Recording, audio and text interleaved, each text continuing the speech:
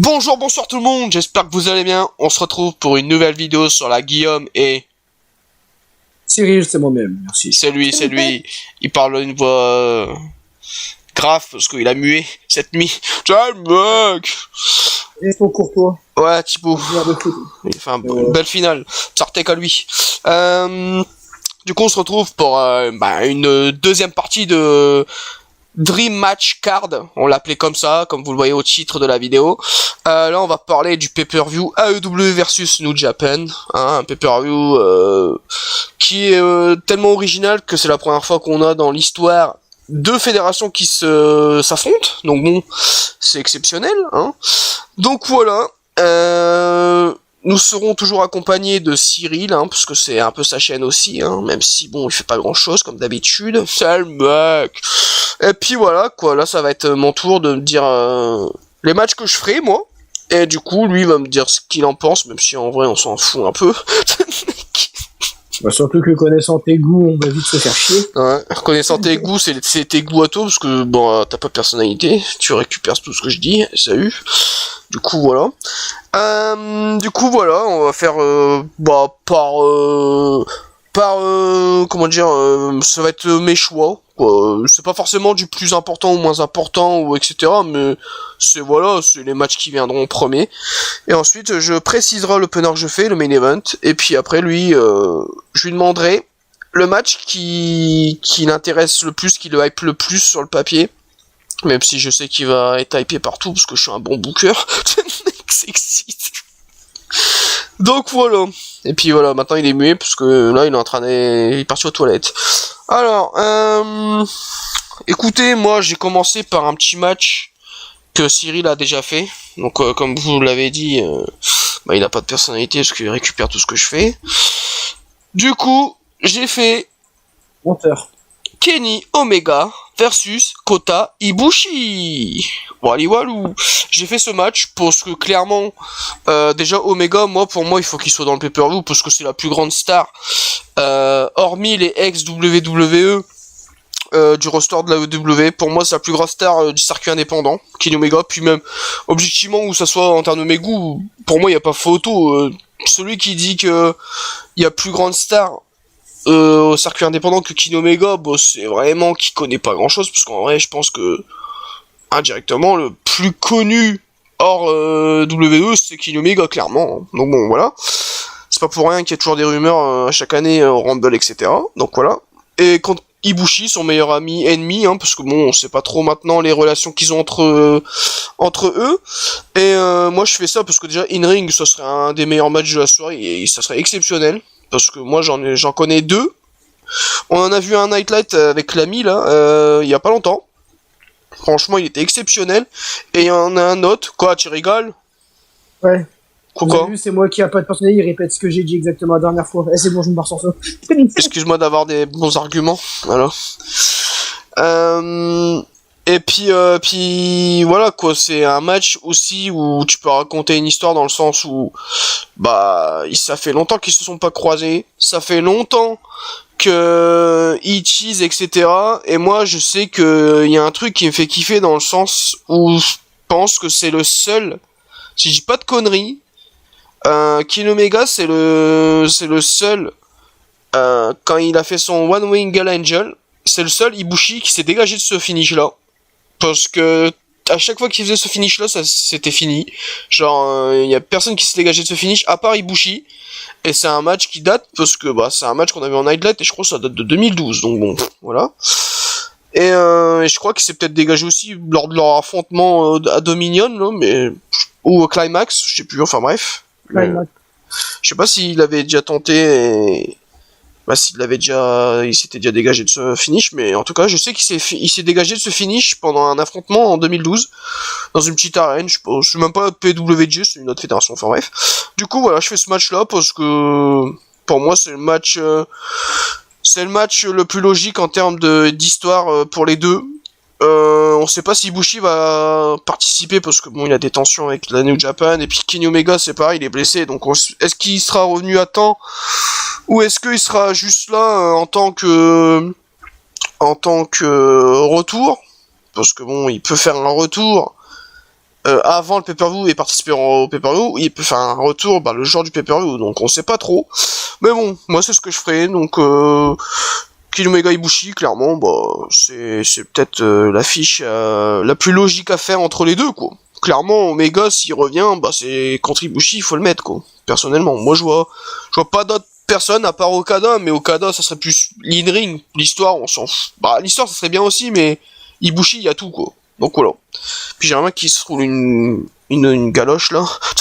Oh, j'étais ignorant. C'est bon, frère, ils l'ont déjà fait pour rigoler. Pour rigoler. En plus, c'est même pas pris au sérieux, cette histoire, c'est dommage. Oh, le mec. Donc voilà, qu'est-ce que t'en penses? Bon, c'est bien, parce que t'as fait le même. Allez, c'est bon. Next. Ouais, voilà. Mec. Voilà, idem. Voilà. Allez, c'est bon. Pour gagner du temps. Si vous voulez son avis, vous en regardez l'autre vidéo. Voilà. C'est le mec. Allez, un avis comment encore gagner du temps. Est-ce que c'est le même match qu'il a fait? CM Punk. Bon, il est blessé, voilà, ça fait chier. Mais bon, tant pis. Je l'ai mis quand même. Ça faisait longtemps que je l'avais placé dans ma carte, donc il restera quand même dedans, même si là où on parle, il participe à un pay-per-view. Voilà, super. Hein, mon catcheur préféré qui est champion, nique ta mère. Mais moi, je l'aurais mis contre Kenta parce que déjà, y a tout ce qui est autour du finish, le JTS. Est-ce que moi, en fait, moi, ce qui me fascine avec cette histoire, nouveau mot, c'est que CM Punk, est-ce qu'il fait le JTS pour pomper Kenta en mode il copie parce que il aime bien cette prise et il la trouve destructeur et même ça va bien avec son style de catch, ou est-ce que c'est un clin d'œil, il rend hommage parce qu'il adore Kenta dans ses goûts, dans le fait que c'est une inspiration pour lui. Je sais pas, moi c'est pour ça que ça me fascine, parce que je me dis ça pourrait tellement raconter une histoire en mode Kenta il croit trop que le mec CM Punk il le copie en mode il a pas de personnalité, etc., et il le pompe juste ses prises. Et ça se trouve, CM Punk, il pourrait faire en mode, non, je te pompe pas tes prises, frère, c'est juste que, pour moi, t'as un modèle, t'es une inspiration, et du coup, Kenta, il se retournerait en mode, quand CM Punk, en mode, ah ouais, putain, je m'attendais tellement pas, tu vois, la feud, ça peut être une question de respect et tout. Et moi, j'aime bien le fait que, comme tu l'avais dit, ça peut tourner autour du JTS, et moi, je suis totalement d'accord dans le sens où le premier JTS qui sera effectué dans le match, ouais, voilà. Pour moi, ça serait la victoire assurée, parce que ça voudrait dire que, en fait, ils se battent autour de cette prise. Donc, faut prouver que cette prise, quand tu l'as fait, elle est destructeur et que ça finit direct, en fait. Et que ça prouve que cette prise, il se bat pas pour rien, parce que c'est pas un finish comme tout le monde, quoi. C'est pas un Curse-Tomb, même si je l'adore. Quand il le faisait contre The Fiend, il l'a fait pas 15 fois, quoi. Donc voilà. Non, CM Punk Kenta, encore une fois, c'est une affiche logique. C'est une affiche qui me donne envie grave sur le ring. Et puis même, en termes de feud, ça pourrait tellement partir dans tous les sens, comme j'ai dit, question de respect, question en mode, l'autre il pourrait croire qu'il le copie, ou question même de Bullet Club, etc., en mode CM Punk il a créé la Nexus, lui Kenta il est dans le Bullet Club, enfin voilà quoi, genre il y a plein d'histoires qui peuvent être racontées, et malheureusement on l'aura pas, parce que bon, CM Punk il était prévu pour Tanahashi, mais CM Punk il a plus de prévu du tout, et salut. Mais bon, voilà. Un retournement de situation, c'est un peu l'hécatombe de la WWE, Brian, Punk. J'espère qu'ils feront tôt ou tard. Adam Cole. Moi, ce qui me rassurait, c'est que ce pay-per-view, ça serait en sorte un pass en mode les Super Saiyan New Japan, ils ont participé à ce pay-per-view. Du coup, à tout jamais, ils pourraient revenir comme ils le veulent dans la WWE en mode comme sinon il revient à la WWE, en mode il revient 2-3 mois, il fait des feuds et tout.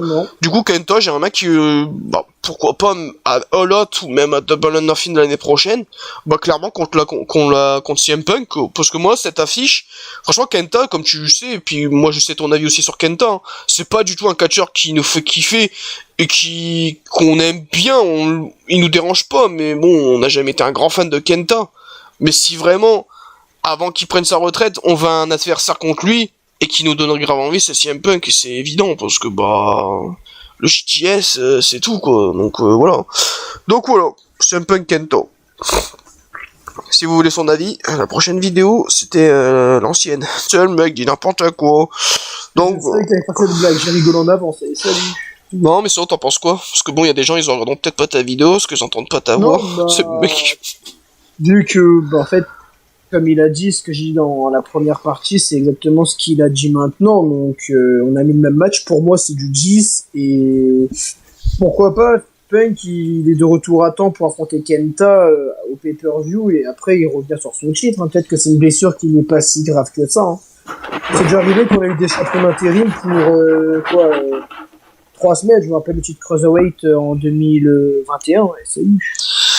Ouais, mais bon. Je sais pas. Vu comment que tous les blessés sont pas gravement blessés déjà. CM Punk, vu comment il pleurait, vu comment ils ont retourné la situation directe en mode ouais, celui qui va gagner la Battle Royale, il va affronter Moxley. Du coup après le gagnant entre Moxley et le gagnant de la Battle Royale, il va affronter Tanahashi ou Goto jour du pay-per-view. Celui qui va gagner va devenir champion. Pour moi, ça serait une blessure de 2-3 semaines. Ça aurait pas fait un truc aussi long et aussi précis. Il passe au bloc, hein. Bah ouais, mais bon, je sais pas, frère, moi, pour moi... mais justement, s'il passe au bloc, c'est mort. Bah oui, pour ça. Enfin bref, on verra bien. Mais voilà. Brian et tout, ça que ça commence à faire peur. J'espère que c'est juste des petites blessures, genre, tu sais, genre une petite luxation, une petite entorse. Ouais.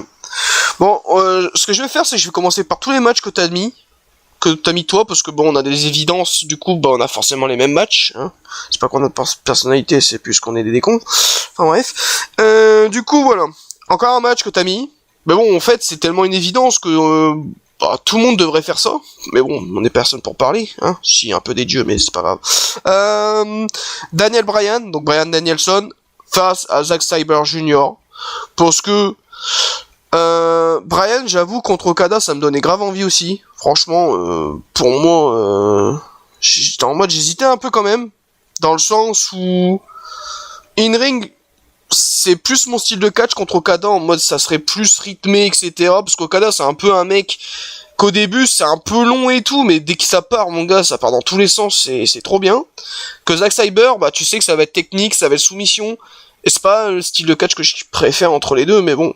Pour moi, c'est une évidence de le mettre contre Zack Sabre, parce que pour moi, comme tu l'avais dit, c'était les deux techniciens les meilleurs, quoi, les meilleurs techniciens du monde. Clairement, pas peur de le dire, hein.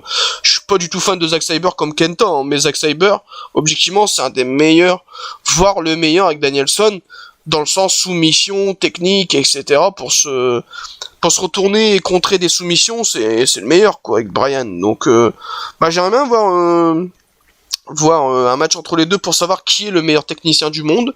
Quelle fin ça serait dans ce match? Est-ce que ça serait une soumission? Est-ce que ça serait un petit paquet? Est-ce que ça serait un finish clean?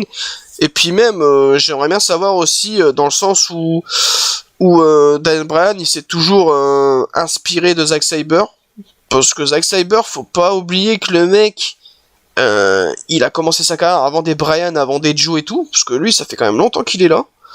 Ou peut-être en même temps, mais bon, c'est vraiment un mec de l'époque, quoi.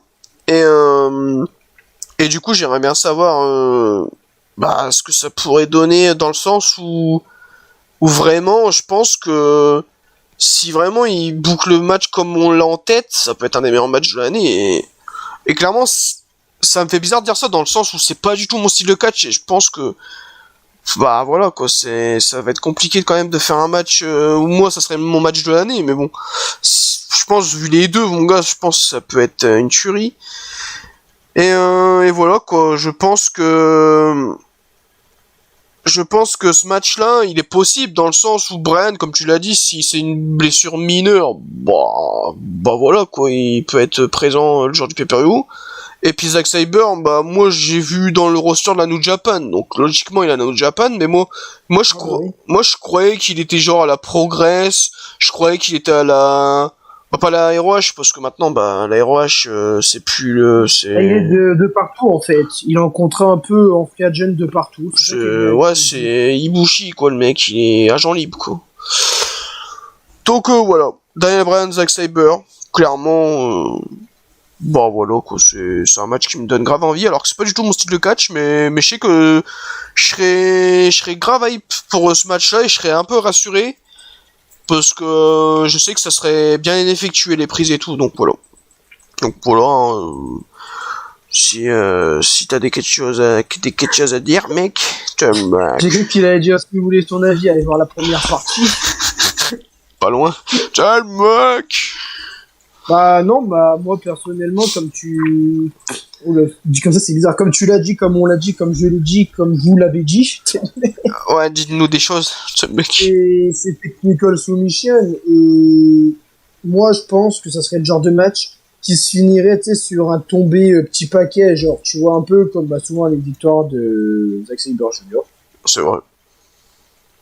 Et bah j'espère de ouf comme toi hein, que ce match il va arriver. Et aussi, Il y a moyen. et aussi un truc que j'ai pas mentionné, mais Daniel Bryan, au début, quand il arrive à la EW, il gagnait ses matchs en mode, il faisait un petit paquet et il croisait les doigts, les bras comme ça, là. Tu vois, quand il croise les bras, il fait un petit paquet, là. Bah, Zack Sabre, c'est exactement comment il finit ses matchs. Et je me disais, putain, ça commence à teaser un affrontement entre les deux. Et du coup, bah, je me dis, bah, il y a moyen que ça soit cette affiche-là pour ce pay-per-view là, quoi. Donc, bah, écoute, j'ai hâte. Oh, salut.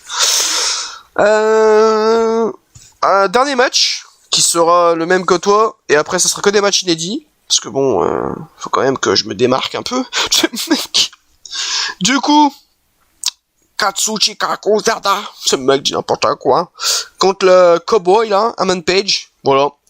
C'est un match, comme tu l'as dit, où déjà, leur soumission, ouais, leur finish est une close line, donc ça, c'est une histoire encore, sur un finish. In-ring, j'avoue, je le vois trop, genre en mode... En fait, c'est deux catcheurs que c'est pas du tout les meilleurs in-ring, c'est un peu old school comme Orton et tout, hein, c'est des mecs... Bon, ils sont un peu plus agiles et tout, bah surtout Hangman Page, il fait les moonsaults et tout. Mais Okada, il me fait penser un peu à Orton et un mix d'Orton et de de Moxley quoi, genre en mode quand il peut être brutal et tout, il peut être stiff, ça va être Moxley, et quand il va être old school, il peut être un peu Orton en mode il fait des sauts chassés, il fait des clotheslines, il va faire des power slams, des trucs comme ça, genre il me fait un peu penser à un mix des deux. Et je me dis, putain, contre un Page, franchement, si un Page, il peut rajouter de l'agilité, du rythme dans ce match, et, bah, je pense que ça peut se contrer dans tous les sens, comme Okada, il aime bien faire dans tous ses matchs à la fin. À chaque fois, j'ai l'impression que ça va finir 15 fois, et ça finit jamais. Et je me dis, que contre un Page, ça peut être exceptionnel dans le sens où un Page, bah, franchement, comment dire, il a quand même sorti des gros matchs cette année et tout, et il a prouvé qu'il faisait des gros matchs, et que quand il veut, il peut faire des masterclass. Et je me dis, contre Okada, bah, qui contre Okada ne fera pas un bon match, mais là, ça serait encore mieux qu'un bon match, parce que bah, les deux sont hyper bons. Et puis, comme tu l'as dit, Okada, il est champion, il peut mettre son titre en jeu, dans le sens où Hangman Page, il vient de perdre son titre. Ça serait un peu une sorte de rédemption, en mode il a perdu son titre, du coup il se rapproche d'un autre titre, en mode il veut gagner un autre titre, et ça le conforterait dans sa peine, nouveau mot. Du coup, moi je me dis, bon, ça peut être sympa, et puis j'avoue que dans le sens où, moi j'avoue qu'au Canada, j'y crois pas du tout qu'il va être à la EW dans le pay-per-view, je sais pas, j'arrive pas à le voir, je sais pas. En fait, je me dis, c'est tellement la plus grosse star de la New Japan, mais je sais pas, en fait, pour moi c'est tellement impossible qu'il soit dans le pay-per-view, parce que, je sais pas, frère, je le visualise pas, en fait, j'arrive pas à l'imaginer, en fait, genre, je sais pas, c'est bizarre, enfin bref. Et je me dis que ça soit contre Bryan ou Hangman Page, bah Okada, franchement, ça serait les deux seuls qui me donneraient grave envie. Après, il y en a des autres, mais pour moi, c'est les plus évidents, quoi. Et du coup, voilà, moi, je mettrais Okada contre Hangman Page, parce que franchement, ça a de la gueule, c'est masterclass. Et puis, Hangman Page, il a fait un peu New Japan à l'époque, et du coup, je pense qu'il pourrait jouer là-dessus, dans le sens où Okada, il reprocherait à Hangman Page d'être toujours été un peu invisible dans le Bullet Club, on le voyait jamais en mode c'était un peu l'Arbin de Cody ou de Kenny Omega, hein, en mode c'était un peu le sous-fifre, nouveau mot, un peu le garde du corps quoi, genre il servait un peu à rien quoi. Et voilà quoi. Genre je pense que ça peut être une bonne histoire à raconter quoi, voilà quoi. Donc voilà. Écoute, pour le moment, je peux pas trop en rajouter parce que, à part répéter ce que j'ai dit, je pense que c'est pas ce qu'il y a le plus intéressant. Mais moi, là, ce qui me hype le plus maintenant, c'est de voir les matchs que Allez. On n'a pas en commun. Exactement. Alors, on va commencer par un match qui me... franchement, quand j'ai trouvé, j'étais en mode, ah ouais, d'accord. J'avoue que les deux, j'ai pas hésité, je les ai mis direct. Alors, bon, on sait tous qu'Aleister Black, il a un clan. Mais moi, Aleister Black, je vais pas le mettre dans son clan. Il sera toujours leader du clan, mais il va faire un match solo.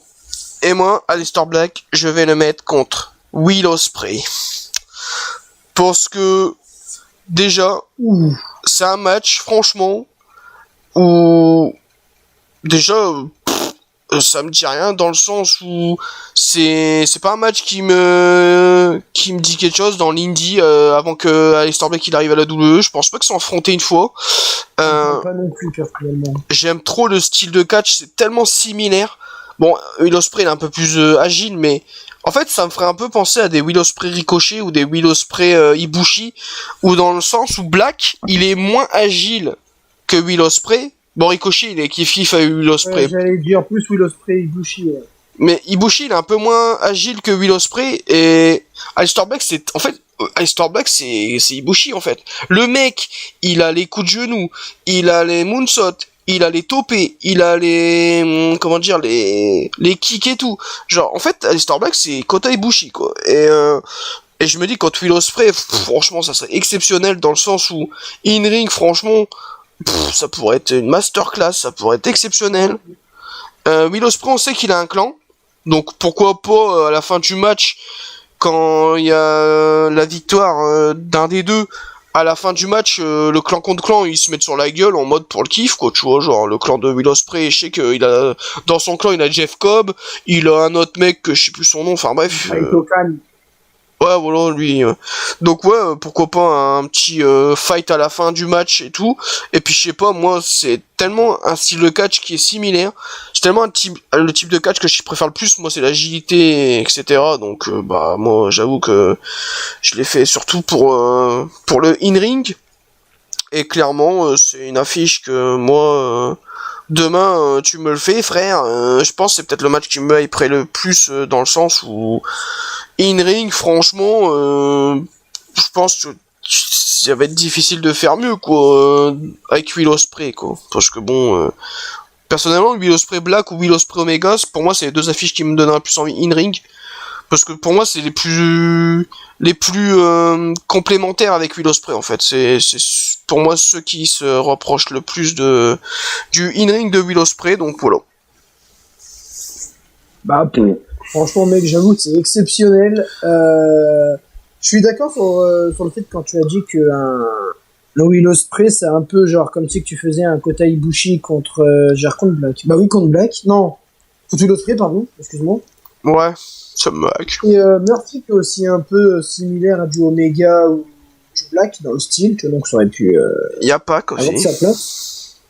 Pac, non, il est pas vraiment à base de kick et tout. Pac, c'est plus dans le 100% agile, tu vois. Ouais. Mais moi, perso, frère, j'avoue que j'avais pas pensé à ce match-là. C'est, comme tu l'as dit, moi, ça me parle pas non plus. Je pense pas qu'on l'ait eu. Ou alors, peut-être qu'on l'a eu, mais à l'époque, les deux, ils étaient même pas, avec des cheveux longs, de la barbe et tout, et ils devaient avoir 20 ans, tu sais. J'avoue. Et ça, ils catchaient devant une crêperie, tu sais. Salut. Et frère, moi, ça me hype, totalement. Et j'avoue que pour un 1 contre 1 pour Will Ospreay, ça serait fort validé. Et si je peux rajouter une petite chose, t'as parlé d'un match, t'as comparé Black et Kota. En vrai, un Black Kota Ibushi, ça peut être bien aussi. Tu m'étonnes. Ok, mec. Ensuite, j'ai mis... J'avoue que lui, je pensais pas le mettre en solo parce qu'il est dans le clan de Black. Buddy Murphy, Buddy Matthews. Moi, j'ai hésité entre deux personnes. Et franchement, je me suis dit, putain, en fait, c'est tellement une affiche qui me hype parce que le physique et tout, ils ont un peu le même physique et tout, ils sont un peu petits, trapus, nouveau mot, genre baraque, tu vois, genre voilà. Et je sais pas, Buddy Murphy, Buddy Matthews, hein, moi j'aime bien l'appeler Murphy, je le mettrais contre Shingo Takagi parce que en fait, je le vois trop le match en face à face en mode les deux ils sont face à face en mode gros physique, gros musculature, gros pec et tout là, genre je sais pas, je les vois trop se mettre sur la gueule. Shingo lui c'est plus le mec il stiff et tout, genre il va mettre des clotheslines, il va mettre des gros chassés dans la gueule, enfin moi j'aime trop. Et Buddy Murphy ça va être un peu le mec qui va rajouter de l'agilité, il va être stiff, il va mettre coup de genou et tout, et je me dis putain ce match là mon gars ça peut être une masterclass dans le sens où Shingo, franchement, moi, au début, quand je l'ai vu arriver, je fais putain, il est pas dégueu. Et mon gars, je crois qu'il y a 2 ans, j'ai regardé pas mal de matchs de lui contre Okada, contre Ospreay, même contre comment il s'appelle là, El Fantasmo, des trucs comme ça, des mecs comme ça là. Je me rappelle dans le tournoi Super Junior là, mon gars il a enchaîné tous les matchs de ouf, frère il a enchaîné des matchs, j'étais en mode ah ouais le mec il blague pas. Et je me rappelle d'un match contre Ishii, il était exceptionnel. Et moi je me dis contre Murphy franchement ça peut être une masterclass. J'aime trop le côté comme je t'ai dit un peu, ils sont un peu ils baraquent de ouf, tu vois, ils sont pas spécialement grands, mais ils sont imposants, ils sont assez musclés et tout. Moi, j'aime trop, et voilà, je mettrais Shingo contre Buddy Murphy. Voilà. Bah écoute, on va te donner un avis sincère. Ouais. Bah j'adore Shingo Takagi, j'adore Will Ospreay, donc moi, Will Ospreay. J'avoue que Pourquoi on sait pas? elle me donne beaucoup envie. Comment? T'as dit Will Ospreay? Pas du tout. Ah bon? Oh, c'est autant pour moi. Shingo Takagi contre Buddy Murphy, pardon, les deux je les adore. Buddy Matthews. Après, j'avoue que moi, c'était pas l'affiche qui me vendrait le plus du rêve si on doit faire un match 1 contre 1 avec Buddy Matthews, tu vois. Mais si tu me le fais, bah, vu que, comme je te dis, j'aime beaucoup les deux et que ça me hype quand même, bah, je serais quand même à hype, mais tu vois, ça serait genre un 8 sur 10. Tu vois. Ouais, c'est bon, il m'a énervé. Alors. Ah, on est là pour des avis sincères. Ouais, mais en fait, on s'en fout de ton avis maintenant. Vas-y. Ouais, c'est bon. Alors, bon, l'autre chinois, là, ce mec, il s'énerve. L'autre japonais, là, l'autre, les cheveux en pétard, là, Naito, là, cet enculé. Tu vois, le mec. Non, Tetsuya Naito. Bon, lui, j'avoue, ça fait 2 ans que je l'ai pas vu, donc quand je le reverrai, bah, j'espère que je le reverrai. J'imagine. Putain. Tetsuya Naito. Le leader de Lance Carbagada Blaze de Japon, mec, contre son ami, son ennemi, on sait pas trop, parce que bon, voilà, quoi, ils se sont pas vus depuis longtemps. Je le mettrais contre Idolo, Andrade. Allez, c'est bon, je me barre, c'était terrible. Oh. Franchement, déjà, l'in-ring, pour moi, c'est les mêmes. Genre, je sais pas. En fait, c'est les mecs... C'est vrai? Mec, en fait, déjà, j'aime trop parce que... En fait, j'ai l'impression que Idolo, il copie beaucoup sur Naito parce que c'est un peu son mentor et tout, etc. Et en fait, ils arrivent, tu les vois, ils arrivent costard, bien fringués et tout. Les mecs, ils en ont rien à foutre de tout. In-ring, ils font un peu des trucs agiles, mais des fois, ils vont faire des trucs un peu stiff et tout. Et moi, je me dis, putain, les deux ensemble, l'histoire, la feud, le in-ring, le clip de promo avant le match où genre ils remonteraient dans le passé où ils font montrer qu'ils ont monté le clan à 2, frère, je me dis mais putain, en plus là ils ont fait montrer que Rouge, bah leur troisième membre de leur clan original, il vient d'arriver à la EW avec Idolo. Je me dis putain, dans le match, tu peux faire genre Rouge, il hésite entre les deux parce que Rouge, il est peut-être devenu important grâce à Naito parce que c'est lui qui a créé le clan. Enfin bref. Et dans le match, j'ai l'impression que ça serait un peu Rouge, il est un peu entre les deux, il sait pas qui choisir et tout. Du coup, je me dis, franchement, mon gars, il y a un truc à faire. Et ensuite, Idolo, bah, il a un peu des mecs dans son clan. Il a un peu un petit clan avec les comment ça s'appelle, les Private Party et tout là. Du coup, je me dis, bah, Naito, il a un peu des gens aussi dans son clan, Hiromu, Sanada et tout. Je me dis, bah, ça peut partir aussi après le pay-per-view en mode Naito il a gagné en trichant, bah je sais pas, t'arrives, tu fais un clan contre clan à Holot, quoi, entre les deux, enfin moi je sais pas, ça me donne envie. Enfin voilà, c'est des idées comme ça qui fusent, mais Naito contre Idolo, franchement, moi déjà juste faire Naito lors du pay-per-view ça va me faire kiffer, mais s'il est contre Idolo, bah j'avoue je serais comme un gosse, parce que moi j'ai pas connu la création du clan et j'aimerais bien en savoir plus et voir ce que ça peut donner une ring, parce que je pense que Idolo, mon gars, il doit tellement avoir de la chimie avec Naito, parce qu'ils se connaissent par cœur et tout, et une ring ça peut être exceptionnel, donc voilà, Naito contre Idolo. Bah, franchement, j'avoue que là, tu m'as surpris. J'adore les délires. C'est vrai que tu m'as, sur le coup, fait une petite leçon, t'es le mec. Tu m'as rappelé comme quoi c'est vrai que maintenant que tu le dis, Idolo, il a fait partie du clan avec Jajiro Okada, pas du tout. Avec Will Ospreay, pas du tout. Avec Naito. Et je pense que les trucs qui m'hype le plus, ça, in-ring, ça m'hype beaucoup, mais je pense que ce qui m'hyperait le plus, c'est l'histoire autour du clan, en fait. Et comme t'as dit, Rush, qui a le cul un peu entre deux chaises, un peu genre comme les Young Bucks avec Omega et Man Page, tu vois. Ouais, j'avoue, mon gars, c'est exceptionnel. J'avoue que là, tu vois, moi j'ai fait les clans contre clan, mais s'ils veulent faire un exemple, je sais pas, genre House of Black contre House of Torture, le clan de Evil, et pour à côté faire Idolo contre justement Naito, bah ça sera un bon compromis les deux affiches. Tu m'étonnes. Je sais pas, il y a qui dans le clan de Evil, mais c'est vrai qu'Evil il est un peu dark, et contre Black ça va être. C'est vrai. Ensuite, j'ai fait un match avec Stipu. Voilà. Oh. Moxley, le premier au Power Ranking.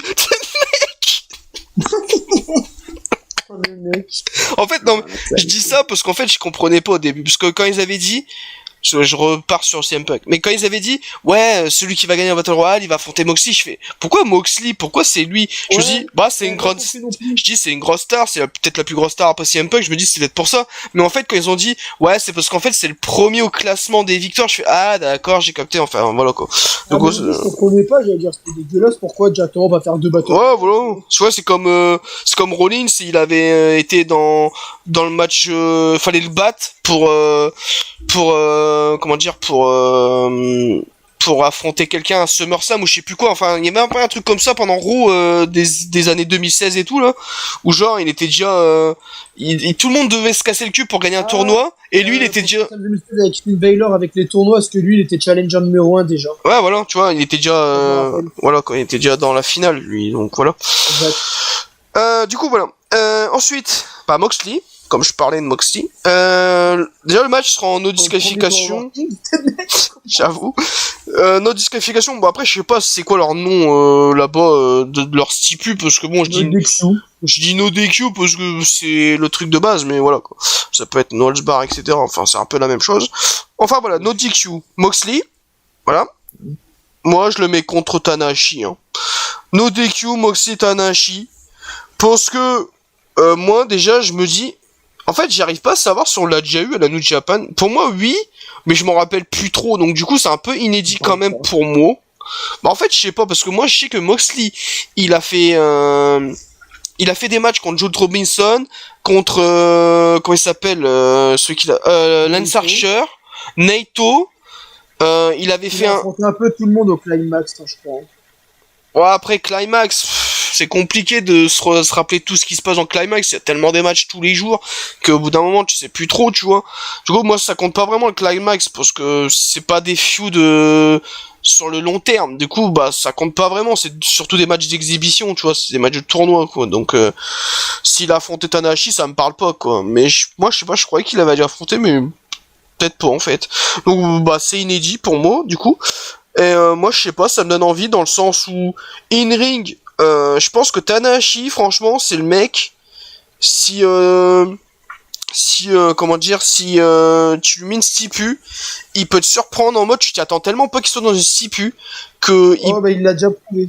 Il peut te surprendre en mode, il peut te faire un match de ouf où il peut être brutal, il peut être stiff, il peut faire des spots avec des objets et tout, et ça serait surprenant venu de lui, parce que lui c'est tellement un putain de babyface, c'est tellement le mec, un peu comme Finn Balor où il a une routine de catch où en mode, il fait tout le temps la même chose à la fin du match pour gagner, tu vois. Lui, ça va être le Slim Blade, ça va être le Frog Splash, et ça va finir, tu vois. C'est un peu comme Finn Balor, lui il fait son dropkick, Slim Blade et coup de race, c'est fini quoi. C'est un peu la routine de Tanahashi, mais moi je sais pas. En fait, Tanahashi déjà, je trouve c'est un des meilleurs babyface du monde, clairement, parce que en fait, le mec c'est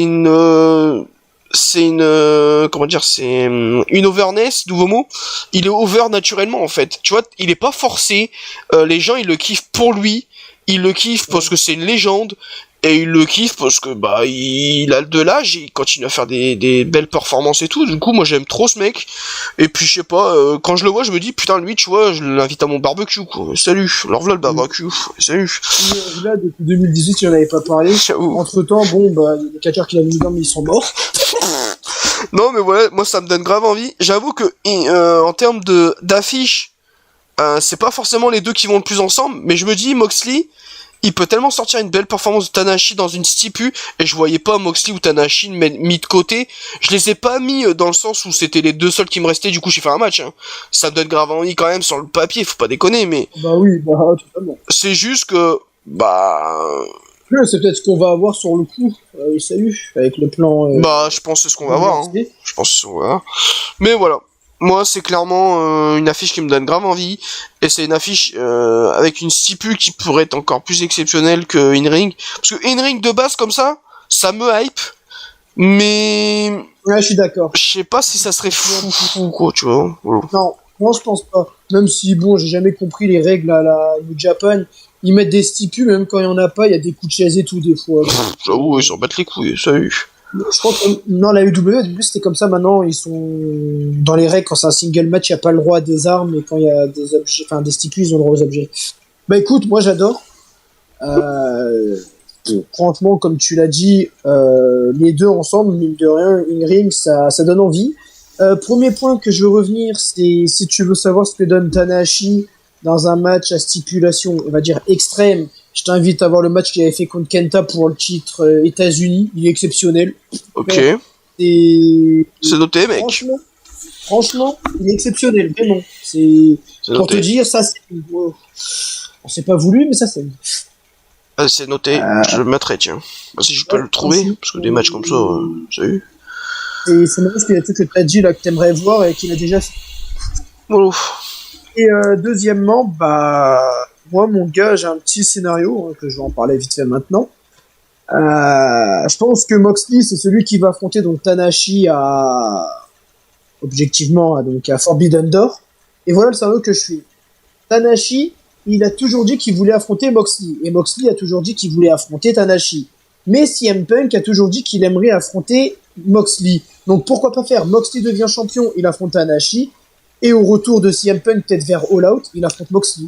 Comme ça, tout le monde qui voulait s'affronter, il s'affronte. Et je trouve que ça serait cohérent pour rattraper la blessure. Ça serait cohérent, et ça serait totalement terrible pour All Out de faire Moxley CM Punk. Hein. Totalement. Et ce qui serait con, c'est que de base, l'affrontement qu'il devait faire entre CM Punk et Tanahashi, bon, on l'aura pas eu. Salut. Allez. Non. Mais bon. Mais moi, c'est le petit scénario que je verrais bien, je trouverais pas dégueulasse, et ça serait cohérent. Bah, totalement, c'est exceptionnel. Voilà. Et sinon, bah, pour ton affiche avec une stipu, bah, ça donne grave envie. Hein, mec, un Dirty Deeds, je sais pas, sur les proms du ring, des trucs comme ça. Je te jure. Ouais. Ok, baby. J'adore. Ensuite, j'ai fait un match spécial. Ouais, voilà. J'ai fait un match spécial, Cruiserweight, donc Junior, Super Junior, Taji Ishimori, le mec de Bullet Club, le petit là, que j'aime beaucoup, contre Pac, contre Hiromu Takanashi, Hiromu, le mec de Naito et tout, pas le mec dans son clan, calme-toi, contre Rey Fenix, voilà, un petit Fatal 4-Way entre les deux New Japan contre les deux AEW. Quoi, trop. Il y a 4 mecs en tout. Les 4, ouais, mais... Donc Taiji Ishimori contre Pac, contre Hiromu, contre Rey Fenix. Moi, je l'ai fait parce que déjà Hiromu, je le surkiffe, donc j'ai envie de le mettre dans un match où il va briller solo. Rey Fenix, je me dis que j'ai pensé à JT, j'ai pensé à lui direct, parce que pour moi c'est un des meilleurs luchadors et un des mecs qui fait de l'agilité, un des meilleurs au monde. peut-être le meilleur, voilà. Pac, parce que en termes de kiff, je l'ai mis parce que c'est un de mes catcheurs préférés de la WWE, et puis je pouvais pas le mettre à côté parce que j'avais pas trop d'idées, du coup je l'ai mis parce que in-ring il va bien avec le style que j'ai fait. Et Taiji Ishimori, c'est un petit mec, ouais, voilà. C'est un mec franchement qui m'avait convaincu quand je l'avais découvert, et j'avais adoré sa performance et tout là. Il fait un peu même le truc de Nakamura là quand il fait sa German et tout là. Tu vois, quand il glisse par en dessous la première corde et il fait la German sur l'espèce du coin là. Enfin bref, moi comme Nakamura il fait maintenant. Ouais, bah c'est ce que je viens de dire, connard. Voilà, tu m'as énervé. Ouais, j'ai pris une cartouche là. Du coup, ouais, moi je fais cette affiche parce que déjà c'est un Fatal Foray spécial Cruiserweight Junior. J'aime trop ce style, déjà c'est mon style préféré. Et puis je sais pas, toute la l'histoire, ça serait que Taiji Ishimori, il a toujours une feud contre Hiromu au début là, dans le tournoi et tout, c'était la finale même où il part dans le public, où l'autre il fait un dropkick, où il prend de l'élan, enfin c'était exceptionnel ce match. Du coup ça ferait un face à face entre Taiji Ishimori et Hiromu. Après je pourrais faire un face à face entre Ellan, il va fermer sa gueule. Hein. Ouais, gros, il m'a fait peur. J'avoue, t'en faut laisser parler. Tu voulais dire quoi? Ouais, Shrek il est gros, c'est bon. T'es méchant. Du coup, voilà, Taiji Ishimori contre Hiromu face à face entre les deux. Tu pourrais faire un face à face entre Pac et Rey Fenix, dans le sens où ils sont dans le même clan. Est-ce qu'ils vont se mettre sur la gueule ou ils vont s'allier, etc. Ça peut être terrible. Ensuite, tu peux faire des spots de ouf où genre Pac il fait un Red Arrow. Et Rey Fenix il l'enchaîne avec un Frog Splash ou un Canadian Destroyer de la troisième corde. Enfin, mec, tu peux faire des trucs de ouf. Enfin, moi je sais pas. En fait, ce match-là il fait trop penser, tu vois, au match qu'on avait eu à Wrestle Kingdom là, entre Will Ospreay, Marty Skrull, Marty Skrull, Hiromu, Will Ospreay et Kushida, ouais. Et j'avais adoré. Ce match, il était exceptionnel, quoi. Et ce match-là où Will Ospreay il saute d'une espèce de tour, enfin, pilier, là. Poteau électrique, je sais pas quoi, enfin. Ouais. Mec, c'était exceptionnel et ça fait trop penser à ce match-là parce que Pac, ça serait un peu le mec qui remplace Will Ospreay dans le sens où il a un peu le même style. Rey Fenix, ça serait un peu le mec qui fait des spots de ouf ou il fait de l'agilité de ouf. Hiromu, ça serait un peu le mec opportuniste, tu vois, genre en mode voilà. Et Taiji Ishimori, ça serait un peu la pute, tu vois, genre en mode il met des ouais, voilà. Du coup, voilà, moi j'aime trop cette affiche et j'étais content de le trouver parce que j'ai placé deux mecs que je voulais absolument voir, c'est Pac et Hiromu. Et Rey Fenix, je me dis putain, le mec, en fait, dans des affrontements comme ça, je me dis ça pourrait être tellement une tuerie, donc voilà.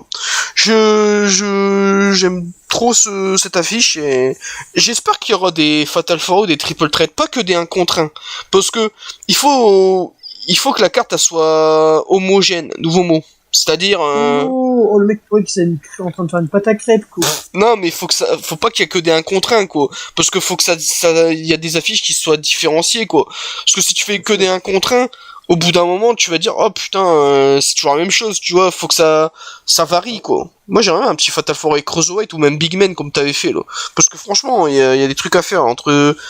En plus, c'est simple, tu fais 2 mecs de la New Japan contre 2 mecs de la WWE, tu fais un mix Fatal 4 et tout. Comme moi, en Colaïd à l'époque. Exactement. Donc voilà. Bah écoute, moi j'adore. Ça, c'est un peu le même concept avec moi avec les big guys en fait. Donc Fatal 4-Way, 2 membres de chaque fédération. Frère, j'avoue que les 4 mecs que t'as mis, ils sont exceptionnels, franchement. Bah, j'avoue que moi le truc quand t'as annoncé le premier face-à-face que j'ai imaginé, c'est Hiromu Pac, je vais pas faire genre, et salut. Ça m'étonne. Parce que, frère, Hiromu Pac, je vois ça tous les jours, et salut. Quand je dis tous les jours, ouais, c'est tous les jours, lundi, mardi, mercredi. Samedi, ah non, t'as oublié jeudi. Franchement, mon gars, c'est clairement genre un 10, et faire sans hésiter, et salut. Et j'avoue, mon gars, c'est marrant parce que tu me l'as un peu volé de la bouche, salut, mais j'allais prendre le même exemple qui me fait penser justement au Fatal 4-Way qu'on avait eu avec Will Ospreay, Marty Skrull et tout. Ouais. Et salut. Bah, je suis beaucoup inspiré de cette affiche parce que moi, j'avoue que à l'époque, cette affiche, c'était mon premier Wrestle Kingdom, c'était le 10 ou le 11, enfin je sais plus. C'est le premier Omega Okada en tout cas, enfin bref. Et je me rappelle, c'était la première fois que j'ai regardé New Japan, parce que tout le monde en parlait sur Twitter, Suri et tout, là. Du coup, je me suis dit, oh putain, vas-y, je vais mater, parce que si tout le monde en parle, c'est vraiment que c'est exceptionnel. Du coup, j'ai regardé, et mon gars, c'était une révolution, mon gars. Déjà, quand tu vois un mec qui fait un moonsault, donc Omega, il fait un moonsault, à l'extérieur du ring, où il atterrit dans le public et tout, mec, j'étais en mode, ah ouais, les mecs, ils sont au-dessus de tout, quoi, genre. Et je me dis, putain, la WWE, on les aime bien, mais putain, une ring à côté, mon gars, c'est waouh, c'est pas ouf, quoi. Voilà, enfin bref. Donc voilà, c'est une affiche qui m'a beaucoup inspiré et franchement, à l'époque, j'étais tellement content d'avoir découvert ce match et tout et ça m'a encore marqué parce que bah je m'inspire encore en 5 ans après. Et salut. Donc voilà. Ensuite, bah c'est mon dernier match. Ça sera je sais pas si ce sera mon main event, il y a moyen. Attends, je reviens. Ouais, moi je le mets en main event, cette affiche. Donc, mon main event sera Adam Cole, baby, contre Jay White. J'y ai pensé, ouais. Moi je le fais en 1 contre 1, dans le sens où déjà, bon, un détail, hein, mais encore une fois, nous on aime bien ça. Mais les mecs, cheveux longs, barbe, bah tu sais que nous on adore, et les deux c'est tellement les mêmes. J'aime bien le côté où déjà l'histoire où il gère un clan entre tous les deux, ils gèrent un clan. Jay White, il a un peu pris la place d'Adam Cole dans le Bullet Club.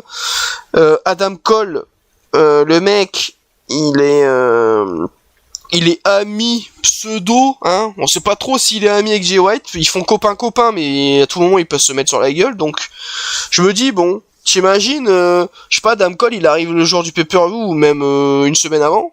Le mec il dit ouais putain j'ai pas de match et tout, c'est what the fuck. Et Tony Khan ou même le président de la New Japan, il arrive, il fait bon bah ton adversaire ce sera lui. Et là t'entends la musique de Jay White, mon gars, t'es en mode ah ouais les mecs ils sont obligés de se mettre sur la gueule. Et là tu te dis bon ils vont se serrer la main. Mais Jay White tu vois lui c'est tellement un opportuniste, un peu comme Edge, c'est un peu une petite pupute, hein.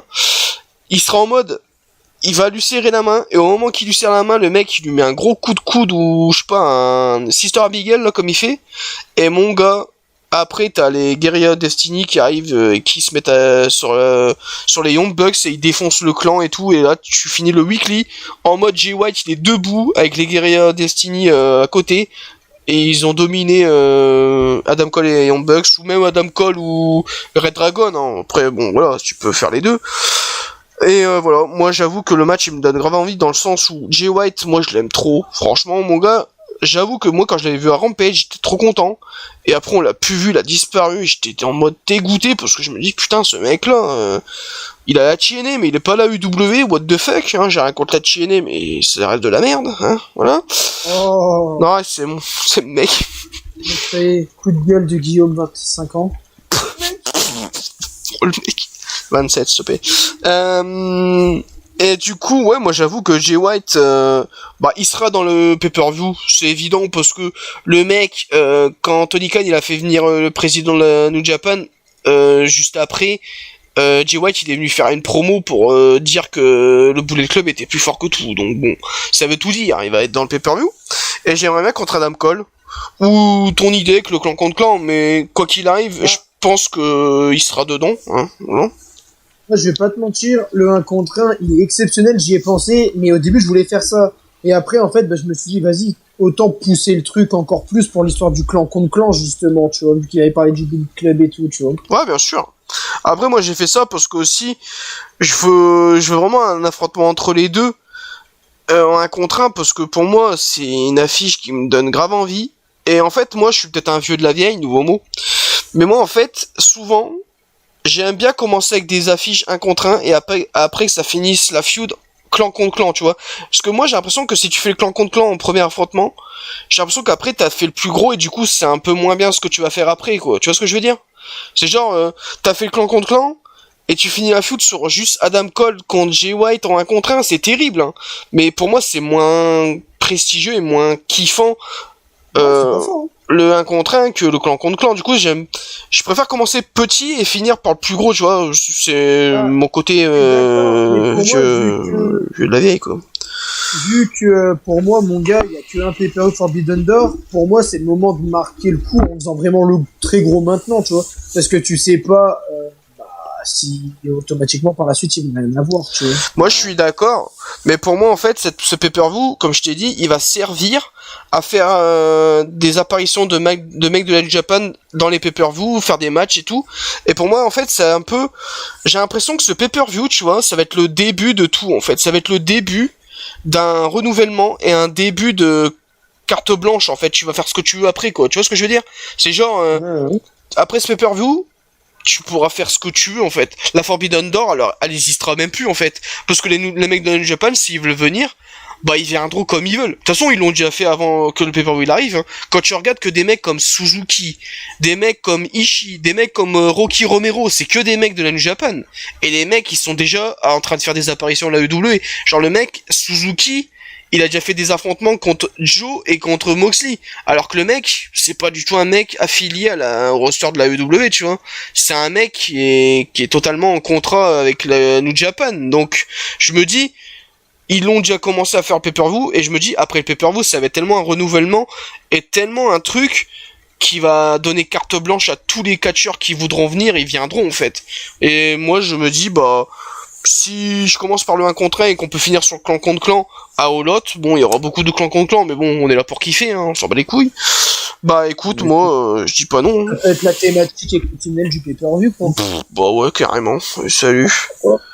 Donc voilà, Jay White Adam Cole, je pense que je le ferai en main event, parce que pour moi, déjà, si Omega il est pas dedans, bon, je prends en compte qu'il est dedans, parce que je l'ai mis dans ma carte, mais s'il est pas dedans, pour moi, ça serait déjà la meilleure façon de le faire revenir en attaquant Jay White ou Adam Cole ou s'allier avec quelqu'un, j'en sais rien, enfin bref. Et pour moi, ça serait aussi le truc le plus kiffant dans le sens où il y a des clans à côté en fait. Il y a Adam Cole qui a toujours été dans le Bullet Club à la ROH. Quand il est parti à la WWE, bon voilà, il s'est barré du Bullet Club et maintenant il est redevenu pote avec les Young Bucks, etc. Et je me dis, Jay White, il peut se sentir en danger en mode il veut peut-être prendre ma place de leader, etc. Vu que on sait qu'Adam Cole il aime bien gérer des clans, donc je me dis bah écoute, pourquoi pas ça serait mon main event. Et franchement, bah in ring mon gars, j'attends tellement parce que les deux c'est pas, en fait les deux c'est pas du tout les meilleurs in ring, mais je pense que ça serait un peu comme Okada Hangman Page. C'est pas les meilleurs, mais c'est des très très très bons catcheurs, quoi. Ouais, bah plus Adam Cole, parce qu'Adam Cole il a plus une panoplie, un arsenal de prises plus développé. Mais moi, j'avoue, Jay White, je me rappelle des matchs quand même contre Okada, ou même des matchs contre, à l'époque contre Tanahashi, ouais. Bah franchement, j'avais adoré, donc voilà. Totalement. Moi, je me rappelle le match quand Jay White il devient pour la première fois champion des États-Unis en battant Omega. Mec, Ouais. les Sister Abigail qui lui mettaient, frère, en fait, il se prend carrément un GDT, quoi. J'avoue. Bon, voilà. Ah ouais. Ok, bah franchement, voilà, comme je t'ai dit, franchement, ça reste exceptionnel. Hein. Si après ton scénario il peut se concrétiser dans le sens où tu commences avec ça et tu finis plus tard avec le clan contre clan, bah ça me va très très très très bien aussi. Hein. Franchement, Jay White, et comme t'as dit, en plus, à la fin, mec, c'est Omega, il arrive en mode, frère, t'as 3 anciens leaders du clan, je crois que Will Ospreay, il a dominé le clan, enfin, il était leader du clan de la Bullet Club, mais côté ROH, lui, au bout d'un moment. Ah ouais? Donc, ouais, il me semble que quand il y avait la ROH au Bullet, la ROH au Bullet Club, bien sûr. Le Bullet Club à la ROH, c'est Adam Cole qui gérait le côté ROH le côté Bullet Club de la ROH. D'accord, je sais pas. Donc, si je dis pas de bêtises, hein, peut-être que j'ai de la merde, donc les abonnés, c'est-à-dire personne, vous ne dites rien. Mais, il me semble que, ouais, tu vois, c'est Okay, un peu comme, Jay White qui a géré le Bullet Club du côté de la TNA pendant que cette équipe le gérait à Japan, tu vois. Ils volent. Ils volent, tu vois. Ok, mec. Ouais, voilà. Bah, bon, mais c'est exceptionnel. Bah, merci, mec. Bah, écoutez, voilà, hein. On a fait nos cartes. Maintenant, à eux de jouer, hein. On va voir ce qu'ils nous font. Parce que bon, déjà, ça me rassure dans le sens où ça va être quand même un gros pay-per-view dans le sens où Tanahashi déjà il a déjà fait une apparition lors du premier pay-per-view, lors du premier weekly pour builder le pay-per-view, donc je me dis c'est quand même il y a une grosse star qui a fait quand même son début à la WWE. J'avoue qu'Okada, moi j'y crois. Parce que bon, tu peux pas mettre Okada pour représenter la New Japan. S'il est pas là, ce serait chelou, parce que c'est le mec qui représente la New Japan. Mais en fait, je me dis, putain, je sais pas, il y aura peut-être forcément des absents, et est-ce que il y aura tout le monde, ou il y aura des gros absents? Genre Will Ospreay, tu vois, je suis pas forcément sûr qu'il va être dedans, quoi, tu vois. Parce que Will Ospreay, j'ai l'impression, lui, il vivote un peu partout, tu sais. Le mec, il va aller à la New Japan, il va aller à la Progress, il va aller pas à TNA, mais à des mecs... Et sa mère. Ouais, voilà. Donc, bah, je sais pas. Des mecs comme Will Ospreay et tout, je suis pas forcément sûr qu'ils vont être au pay-per-view, mais bon. Tant qu'on a des grosses stars aussi de la New Japan, bah, ça peut compenser, quoi. Donc, voilà. Moi, j'espère que on va kiffer. Mine de rien, ça va arriver vite, parce que c'est la fin du la fin du mois, là. Fin juin. Donc, bah, écoutez, 29, comme il dit, 29.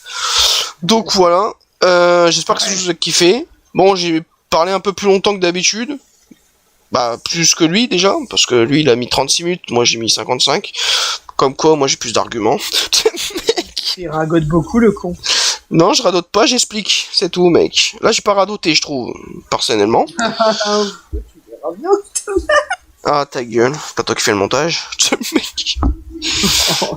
Du coup voilà les potes, j'espère que ça vous a plu, j'espère que vous avez passé une bonne journée. Les mecs sont pas les couilles.